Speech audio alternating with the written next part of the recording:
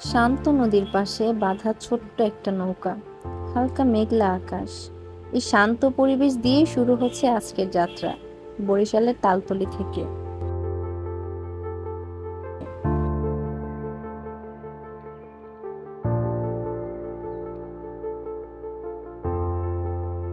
কুটুমবাড়ি নামটা শুনলে খুবই কাছের মনে হয়, তাই না? লাইটিং আর সেটআপটা কিন্তু বেশ পরিপাটি।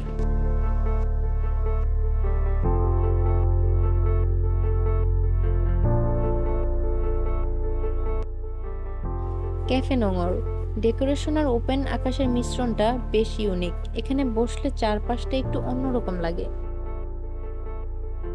রান্নাবাড়ি আমার পার্সোনাল ফেভারিট একটা জায়গার নাম। এখানে আমরা মাঝে মধ্যেই খেতে আসি। খাবারের মানও খুব ভালো আর ডেকোরেশনটাও চোখে পড়ে।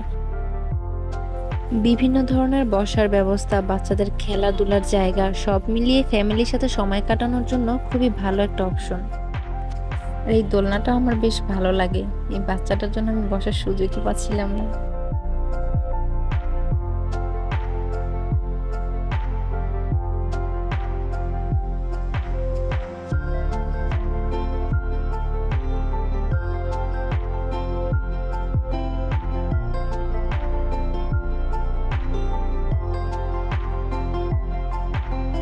এটা হচ্ছে শখের হাড়ি। ডেকোরেশনটা আগের মতো আর লাগেনি অনেস্টলি। আগের সেটআপটা একটু বেশি গোছানো ছিল। তবে দ্বিতীয় তলা থেকে নদীর ভিউটা দিনের বেলায় অসাধারণ হবে, এটা নিশ্চিত।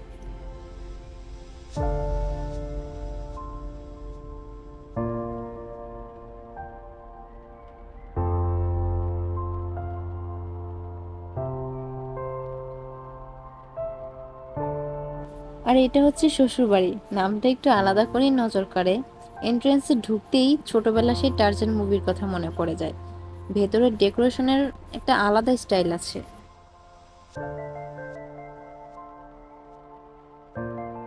সব মিলিয়ে তালতলি শুধু ঘোরার জায়গা না, নদী, আলো আর খাবারের একটা আলাদা কম্বিনেশন পাওয়া যায় এখানে। সব জায়গায় একরকম লাগবে না, কিন্তু প্রতিটা জায়গার আলাদা স্টাইল আছে।